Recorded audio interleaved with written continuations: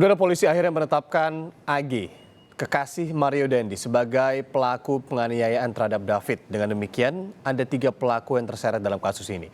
Bagaimana mengawal proses hukum ini, apalagi melibatkan anak-anak? Pagi ini kita akan membahasnya dengan sejumlah narasumber melalui daring. Ada pemerhati anak yang juga Ketua Dewan Pakar Federasi Serikat Guru Indonesia, Retno Listiarti. Bu Retno, selamat pagi. Selamat Kemudian ada pagi. pakar hukum pidana, Heri Firmansyah. Pak Heri, selamat pagi. Pagi, Dan Assalamualaikum. juga, waalaikumsalam, ada psikolog forensik Bang Reza Indragiri. Pak Reza, selamat pagi. Pagi, Assalamualaikum.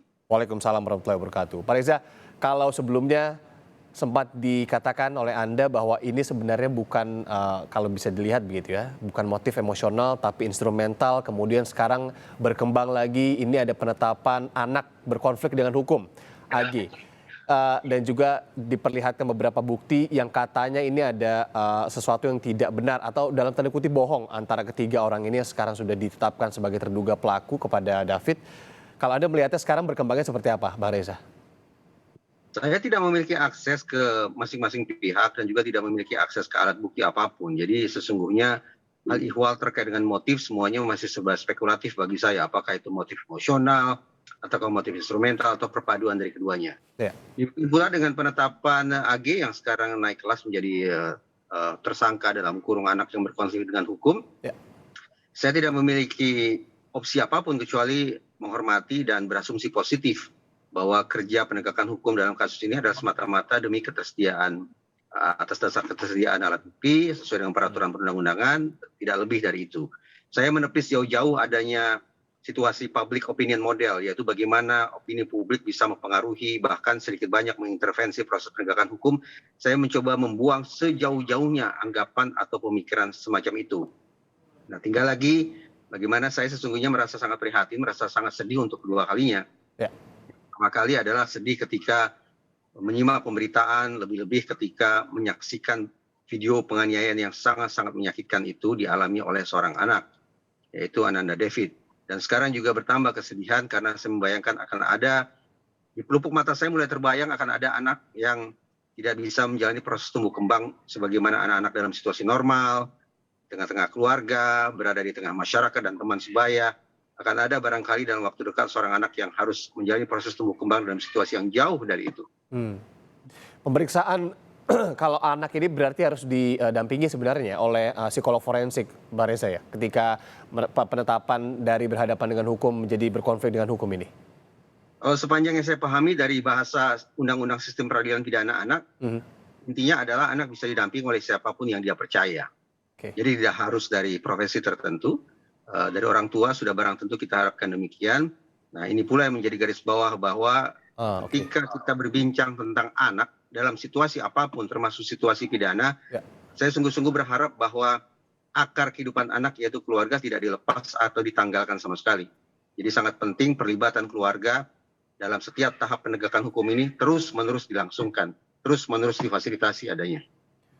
Oke, itu demi menjamin juga ya kemudian hak-haknya. Ini terkait dengan hak-haknya, Bu Retno, kemarin juga sempat Anda sebutkan bahwa sepertinya kok agak pasif gitu KPAI dalam kemudian mengawal kasus ini. Sekarang sudah berubah lagi statusnya kepada AG dalam tanda kutip. Kalau Anda melihatnya sejauh ini seperti apa, Bu Retno?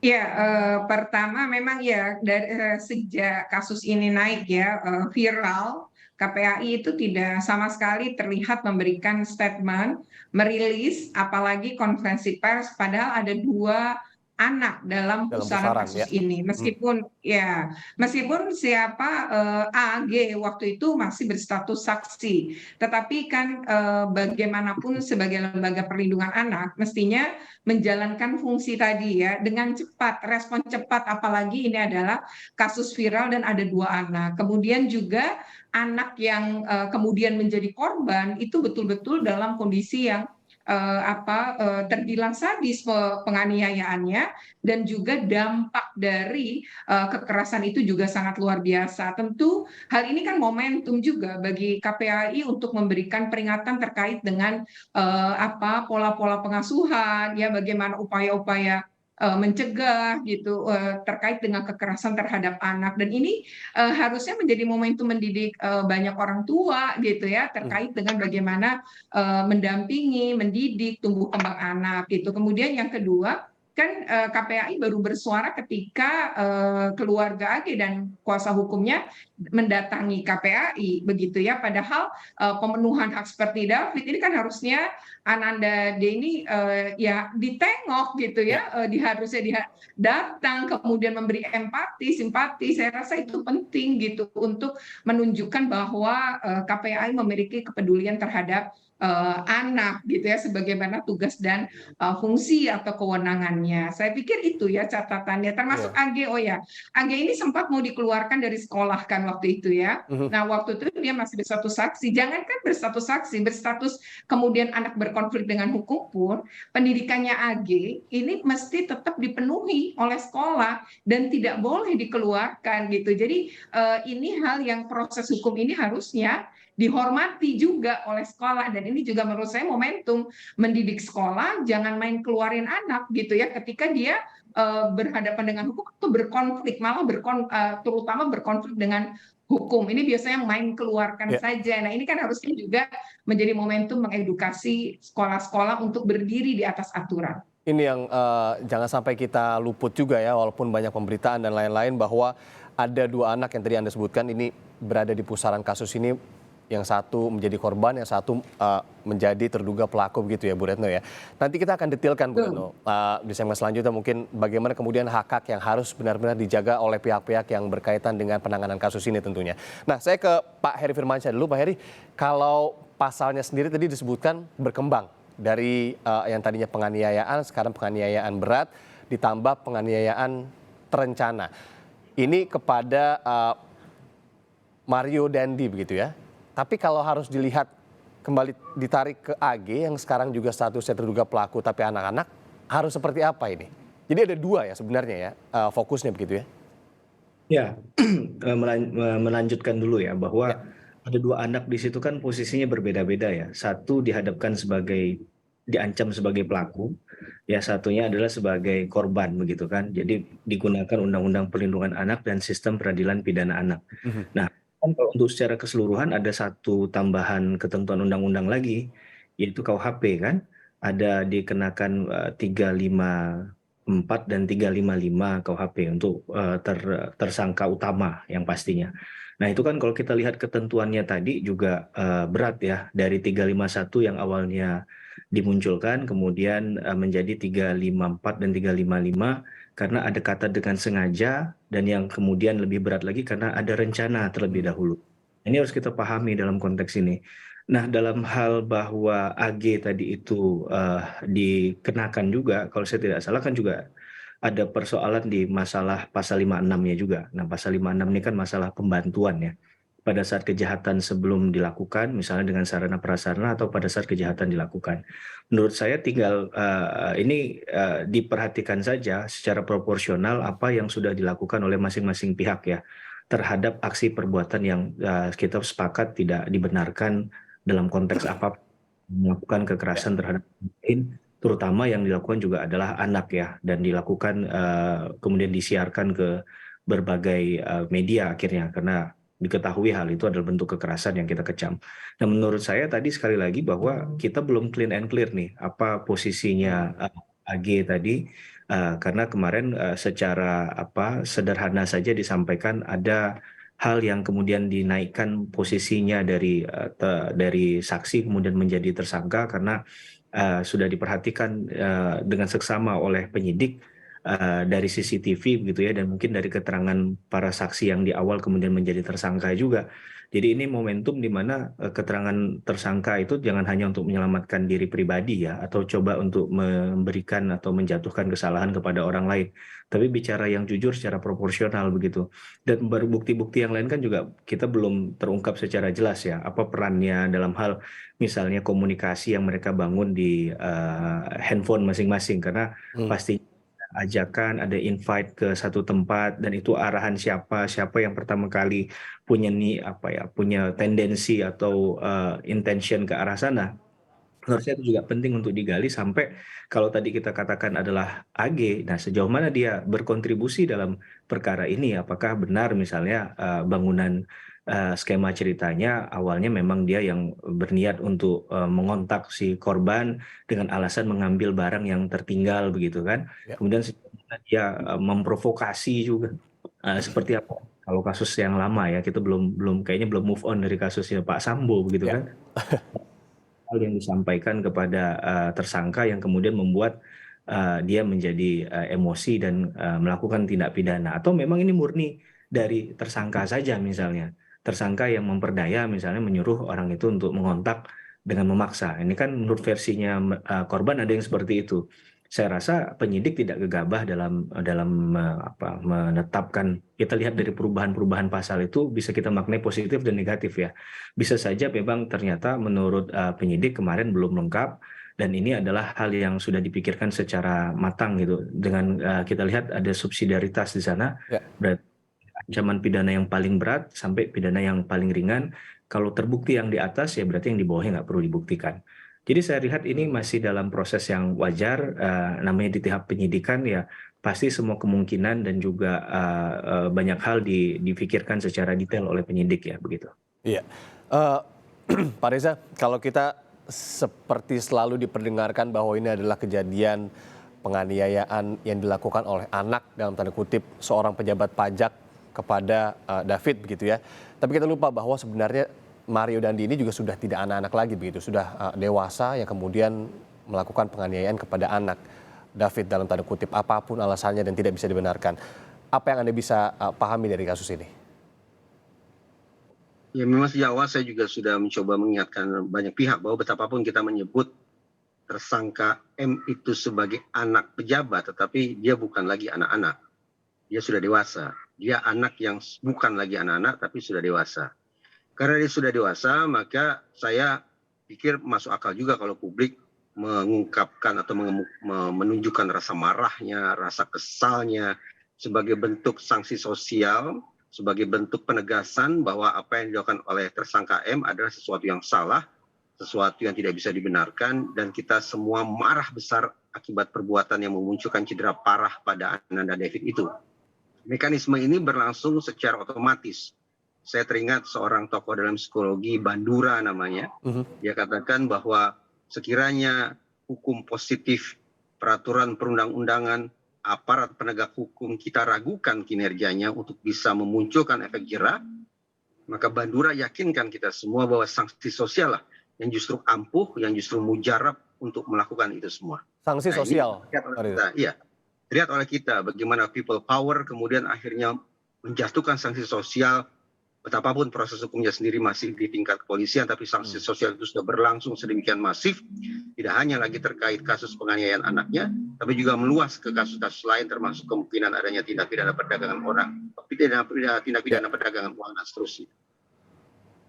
Oke, sanksi sosial ini menarik juga kalau diperhatikan. Tapi kalau Anda sendiri melihatnya ketika ini kalau kita bergeser ke ada anak yang juga kemudian terancam pidana di sini, catatan penting yang harus diperhatikan pihak kepolisian salah satunya, Bang Reza, dalam kemudian mengembangkan nanti kasusnya.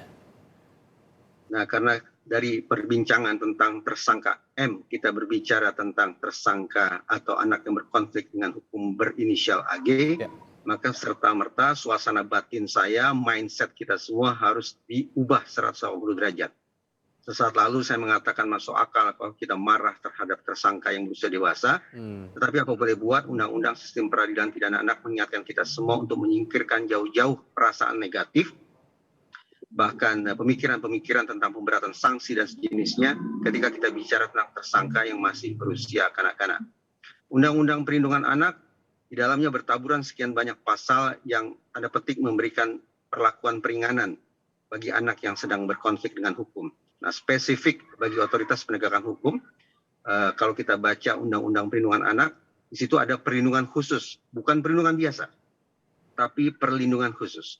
Nah, ada sekian banyak kategori anak yang harus mendapat perlindungan khusus. Salah satunya adalah anak yang berhadapan dengan hukum. Itu artinya, betapapun sekali lagi, barangkali sebagian dari kita merasa kesal, merasa marah, dan seterusnya, tapi undang-undang mengingatkan kita, mengingatkan negara untuk memastikan bahwa perlindungan khusus bagi anak yang berhadapan dengan hukum dalam hal ini adalah tersangka AG harus realisasikan. Perlindungan khusus ini merupakan kewajiban sekaligus tanggung jawab 3 pihak secara berurutan, dari pemerintah pusat, pemerintah daerah, dan lembaga negara lainnya. Bagi saya, kehadiran KPAI untuk mendampingi anak sangat penting.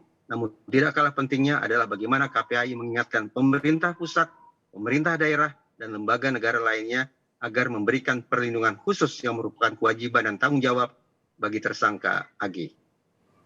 Oke, Bu Retno, peran-peran KPAI seperti Ya. ini harus didorong betul ya dalam pengawasan kasus ini, apalagi ini ya berkembang, kemudian juga sudah tadi disebutkan juga oleh Pak Reza begitu, kemudian ada apa ya, bahwa situasi hati ini juga harus benar-benar digeser, bahwa kita melihat sanksi sosial di sosial media lah salah satunya begitu ya, bahwa dorongan-dorongan tertentu untuk menjadikan AG tersangka dan lain-lain ini kan kuat betul, apalagi kemudian di sini polisi jangan sampai begitu ya juga bisa didorong dengan hal-hal semacam ini. Kalau tadi disebutkan public opinion model, KPAI harus semacam apa ini bertindak saat ini? Kalau sempat Anda bilang agak pasif, tapi sekarang juga sudah mengeluarkan konferensi pers bersama dengan polisi.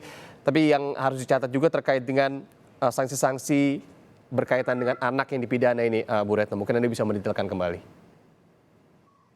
Ya, sebagaimana tadi sudah disampaikan juga ya oleh Mas Reza, bahwa betul ini anak ada 15 gitu, anak yang mendapatkan perlindungan khusus. Jadi di sini peran negara memang ada gitu dengan sangat jelas disebutkan. Nah, KPAI sebagai lembaga pengawas maka memastikan semua KL ini memang memenuhi. Misalnya setelah mendapatkan, saya juga termasuk yang menghormati keputusan polisi dan juga mempercayai apa yang polisi tingkatkan dari saksi menjadi anak berkonflik dengan hukum. Nggak mungkin polisi menetapkan itu tanpa bukti-bukti yang kuat dan tidak ikut dengan opini publik yang sempat dikirimin karangan bunga misalnya. Tetapi bahwa kita semua juga harus mengerti bahwa AG adalah anak. Jadi di media sosial ini AG sendiri juga sudah menyatakan ya keluarganya kalau terdampak luar biasa secara psikologi terhadap baik itu pemberitaan maupun yang berkembang di media sosial. Nah, maka kalau dalam anak berkonflik dengan hukum, selain tadi ya pendampingan dan lain-lain, maka yang penting adalah rehabilitasi psikologi yang dialami oleh AG. Dia akan melalui proses panjang nih untuk menghadapi proses hukum dan pengadilan nanti, maka dia juga harus secara psikologi itu mendapatkan rehabilitasi. Nah, ini harus dipastikan oleh KPAI bahwa diberikan oleh lembaga yang punya kewenangan untuk itu. Yang kedua, saya rasa penting juga untuk melakukan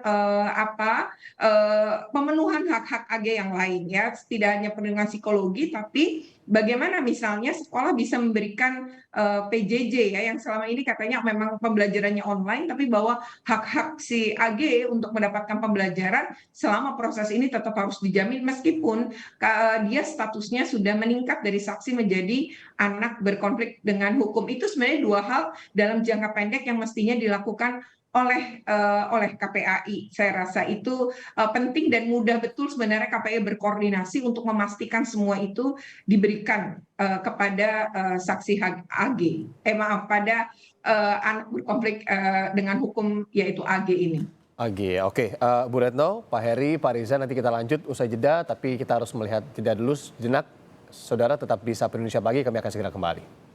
Saya langsung ke Pak Heri lagi nih, pakar hukum pidana. Pak Heri, kalau kemudian melihat realisasi begitu ya dari hal-hal yang mungkin pernah terjadi di Indonesia terkait dengan perilaku pidana yang kemudian disematkan kepada anak-anak berkonflik dengan hukum, kalau kita tidak bisa bilang sebagai tersangka begitu misalnya, apa yang kemudian Anda perhatikan dan ini harus benar-benar kemudian nanti ke depan diperhatikan juga oleh para penegak hukum ini untuk menjamin hak-hak anak, termasuk anak yang berkonflik dengan hukum ini bisa terjamin, Pak Heri?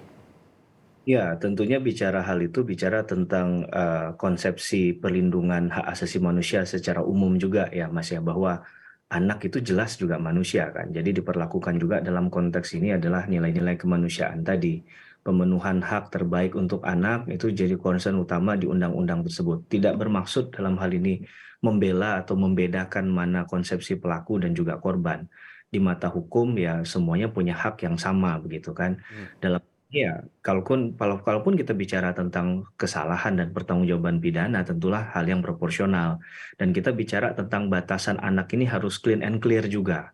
Misalnya tadi Mario, dengan menggunakan KUHP, memang KUHP nggak tegas mengatakan batasan usia anak itu berapa. Tapi kalau kita menilik di pasal 45 KUHP, dikatakan belum dewasa ketika belum mencapai usia 16 tahun misalnya.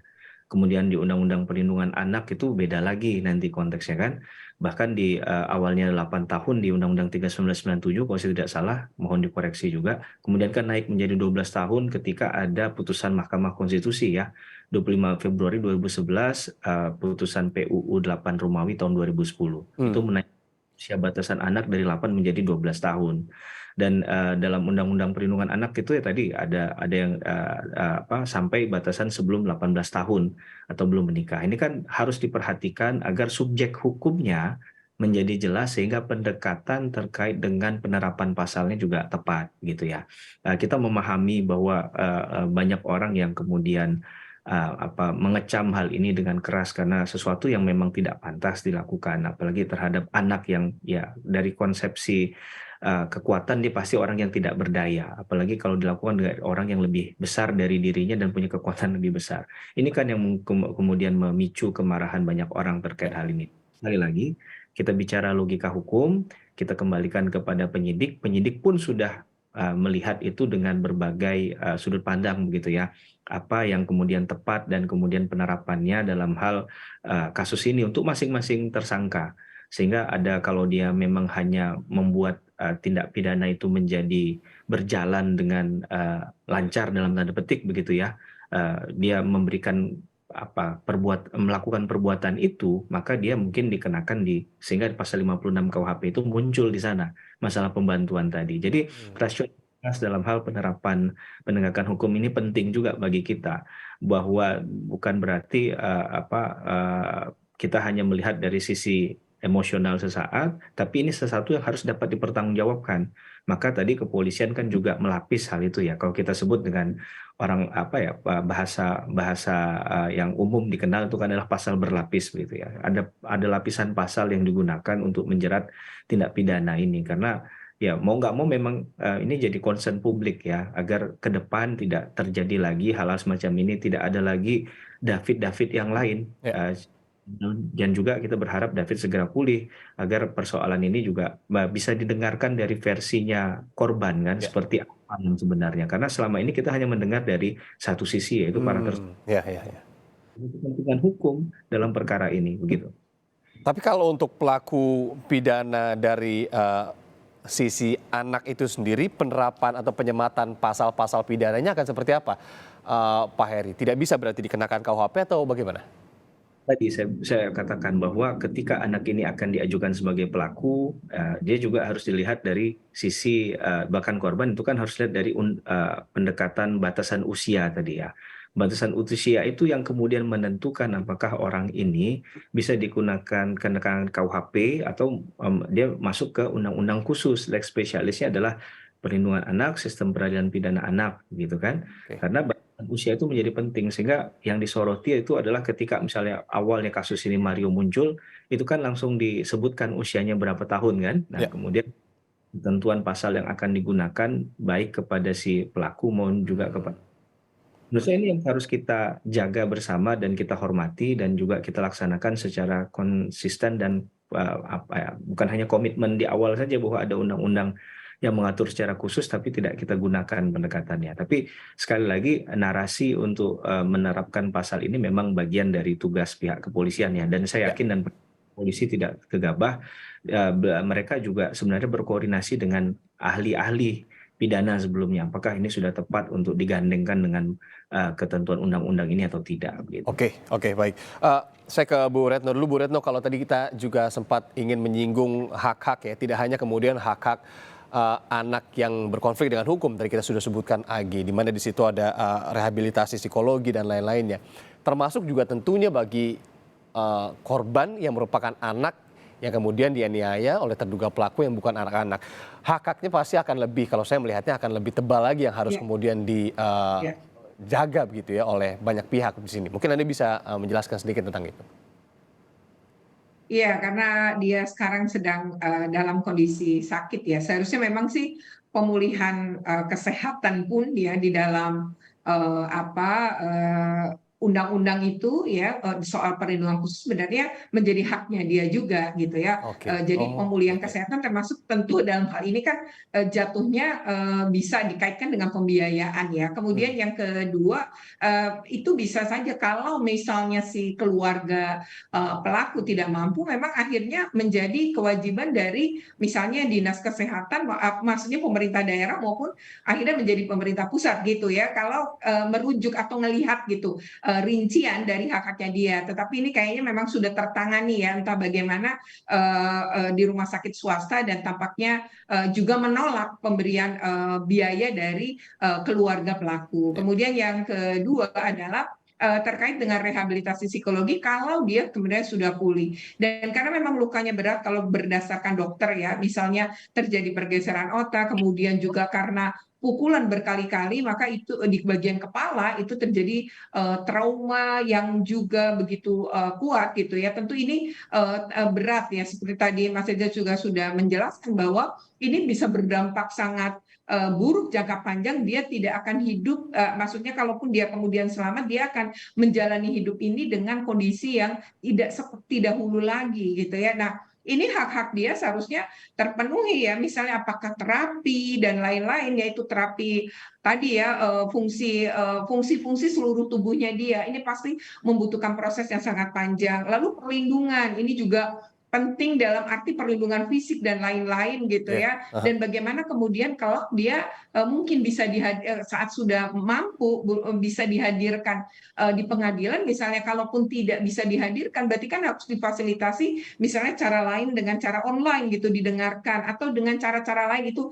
nanti bisa antara polisi dengan dokter. Tetapi terkait dengan misalnya kita anggap dia juga nanti akan sembuh dan bisa melanjutkan hidup dan bisa melanjutkan sekolah, maka segala ketertinggalan selama pembelajaran pun itu sekolah harus memberikan dukungan terhadap ini gitu ya. Hmm. Jadi jangan kemudian proses ini mengakibatkan misalnya anak ini tidak naik kelas karena tidak mengikuti proses selama sekian bulan. Ya. Nah, ini jangan sampai kemudian juga terjadi. Dia harus diberi kesempatan untuk mengejar dengan cara-cara yang tentu sesuai dengan kondisi dia gitu, dan itu harus difasilitasi oleh sekolah. Saya rasa itu sih yang kebayang pada jangka ini ya, sambil rehabilitasi psikologi Ya. tentu hal yang wajib diterima oleh Ananda D. Terima kasih Bu Retno. Tentu kita juga sematkan doa ya agar kemudian David ini bisa sembuh, nantinya bisa menjalani proses-proses lainnya ke depannya. Terakhir, penutup Pak Reza, ini kalau saya sebutnya fenomena juga sebenarnya apa yang kemudian terjadi. Ini kalau di breakdown juga banyak sekali yang kemudian bisa kita ambil pelajarannya, tapi khusus kepada masyarakat yang Anda bisa mungkin jelaskan apa yang kemudian kita harus pelajari dari kasus ini agar kemudian juga perlakuan-perlakuan dalam bermasyarakat ini terhindar dari hal semacam ini, Pak Reza. Yang pertama, kalau kita punya kesamaan persepsi bahwa kekerasan terhadap anak sudah menjadi sebuah fenomena, maka mari kita ingat kembali bahwa pada bulan Juli tahun 2022 dari Istana keluar peraturan Presiden tentang kurang lebih strategi nasional penuntasan atau pemberantasan kekerasan terhadap anak. Yang beribu sayang, sejumlah personil dari sekian banyak kementerian dan lembaga ternyata tidak tahu menahu tentang Perpres terkait strategi nasional tersebut. Waktu kita tinggal 1 tahun, lantas bagaimana target-target di dalam strategi nasional itu bisa terrealisasi kalau ternyata sekian banyak personil dari kementerian dan lembaga terkait tidak tahu tentang keberadaan strategi nasional itu. Yang pertama. Yang kedua, saban kali berbicara tentang anak, sekali lagi saya ingin menandaskan bahwa sikap saya tidak akan melepas isu tersebut dari konteks keluarga, termasuk anak dalam situasi pidana. Oleh karena itu, proses litigasinya silakan saja berjalan. Tetapi alangkah eloknya seandainya beriringan dengan itu bisa pula dilaksanakan restoratif justice untuk katakanlah merukunkan atau merestorasi relasi dua keluarga anak tersebut, yaitu Ananda David dan Ananda AG. Barangkali sebagian pihak tidak begitu senang dengan pemikiran saya ini, tetapi sekali lagi karena kita bicara tentang kasus anak dan tidak terlepas dari konteks keluarga, maka terhadap anak silakan proses litigasinya dilangsungkan agar pertanggungjawaban pidananya juga mengena, tetapi jangan lupa ada keluarga yang semestinya juga tidak dilepas sama sekali dari penuntasan kasus ini. Restoratif justice dan litigasi tidak harus berhadapan-hadapan dalam pengertian kalau salah satu mekanisme diselenggarakan maka mekanisme yang lain harus dihentikan, tidak demikian. Tapi biarkan berjalan beriringan. Pertanyaannya, apa sesungguhnya manfaat restoratif justice? Ada sekian banyak. Yang pertama, dari sisi penegakan hukum biayanya jauh lebih murah. Yang kedua, restoratif justice akan bisa menekan tingkat residivisme. Kita tentu berharap bahwa orang-orang, terlebih anak-anak yang terlibat dalam kasus ini tidak mengulangi perbuatan mereka. Ya. Itu sebabnya khusus terkait dengan kasus anak, terkait dengan korban anak atau anak yang berkonflik dengan hukum dengan masih berusia kanak-kanak, sekali lagi patut kiranya dipertimbangkan dilakukan restoratif justice agar mereka tidak mengulangi perbuatannya. Yang ketiga, kalau kita berharap ada ganti rugi, maka ganti rugi pun akan lebih mudah disepakati lewat restoratif justice ketimbang lewat mekanisme litigasi. Ya. Dan yang keempat, harga diri, martabat, dan kehormatan anak-anak juga akan bisa lebih terjamin lewat mekanisme restoratif justice. Itu beberapa kelebihan restoratif justice. Sekali lagi sangat saya harapkan bisa berjalan beriringan dengan litigasinya. Ya, tidak harus bertolak belakang ya, RJ dengan juga litigasinya. Terima kasih Pak Reza Indragiri atas kemudian penutupnya. Tadi juga kita tentu harapkan yang paling penting adalah tidak hanya bagaimana kemudian sekarang penegak hukum ini bisa benar-benar fokus dalam menegakkan hukum dalam perspektif ini, karena kita juga tahu melibatkan anak, dan tentunya doa, teriring doa juga untuk kesembuhan David agar segera pulih gitu ya. Terima kasih sekali lagi Pak Reza Indragiri, psikolog forensik, kemudian ada Pak Heri Firmansyah, pakar hukum pidana, dan juga tentunya Bu Retno Listiarti, pemerhati anak, yang juga Ketua Dewan Pakar Federasi Serikat Guru Indonesia telah meluangkan waktu di Sapa Indonesia Pagi. Salam sehat selalu.